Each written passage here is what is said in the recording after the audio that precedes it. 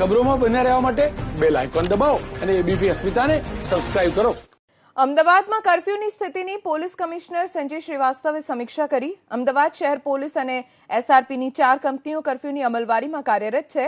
Police કમિશનરે ABP અસ્મિતા સાથે વાત કરતા કહ્યું કે લોકોના સ્વાસ્થ્યની ચિંતા કરીને આ કર્ફ્યુ લગાવાયો છે. આરોગ્ય વિભાગની માર્ગદર્શિકાનું પાલન કરાવવા પોલીસ કાર્યરત રહેશે.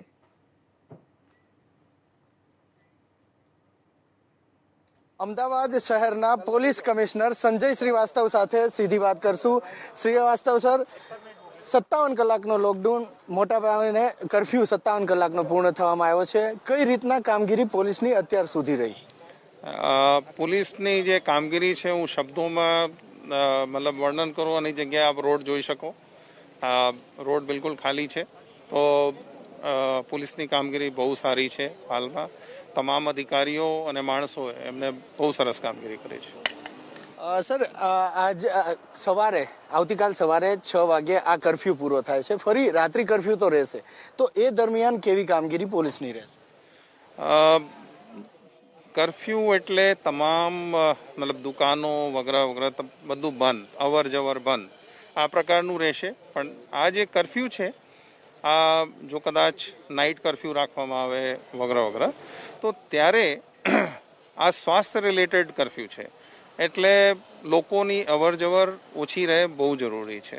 તો ફક્ત રેલવે સ્ટેશન, એરપોર્ટ જવા અથવા આવવા માટેની છૂટછાટ હશે. અને જે દર્દીઓ છે અથવા કોઈને દવાની જરૂર હોય, મેડિકલ ફેસિલિટીની જરૂર હોય, એમના માટે અવર જવર હશે. અચ્છા, અત્યારે જે કર્ફ્યુની અંદર અમલવારી માટે જે પોલીસ કામગીરી કરી રહી છે, તો કેટલા જવાનો જોડાયેલા છે પોલીસના આ કર્ફ્યુની અમલવારી માટે?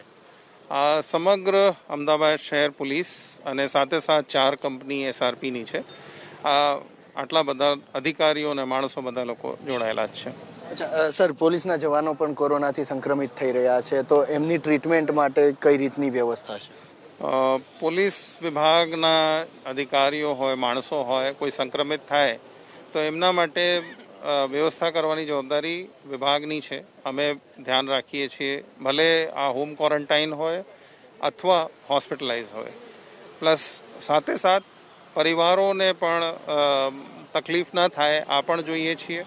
અને ત્રીજી બાબત કે સાયકોલોજીકલ ડિસ્ટ્રેસ જે કહેવાય, મતલબ લોકોને ટેન્શન વધારે થાય, સ્ટ્રેસ હોય, આના માટે પણ અમે એમને મદદ કરવા માટે પ્રયત્નશીલ છીએ. સર, જ્યારે કર્ફ્યુ આ 6 વાગે પૂરો થશે આવતીકાલે, એ પછી ભીડ તો થવાની જ છે, કારણ કે લોકો બહાર આવશે. તો એ ભીડને કંટ્રોલ કરવામાં પોલીસની ભૂમિકા કેવી રહેશે? એ જ સ્વાસ્થ્ય વિભાગની જે ગાઈડલાઇન્સ છે, એટલે માસ્ક પહેરો, સોશિયલ ડિસ્ટન્સિંગ રાખો અને હેન્ડ વોશ કરો, એ જ અમલ કરાવવા માટે અમે પ્રયત્નશીલ રહેશું. છેલ્લો સવાલ, લોકોને, અમદાવાદ શહેરીજનોને શું અપીલ? બધા પ્રજાજનોને અપીલ છે કે જે રીતે આપ લોકો સંયમથી અને શિસ્તથી આ કર્ફ્યુમાં રહ્યા છો, જ્યાં સુધી કર્ફ્યુ ચાલુ છે, આપ સેમ સંયમ રાખજો.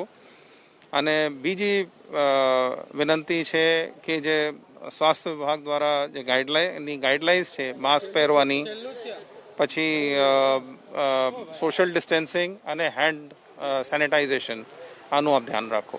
કર્ફ્યુ ભંગના અત્યાર સુધી કેટલા કેસ થયા, કેટલા ગુના નોંધાયા? આપ સાંજે 5 વાગે પછી પ્રેસ કોન્ફરન્સમાં આપને ડિટેલ્સ આપશું.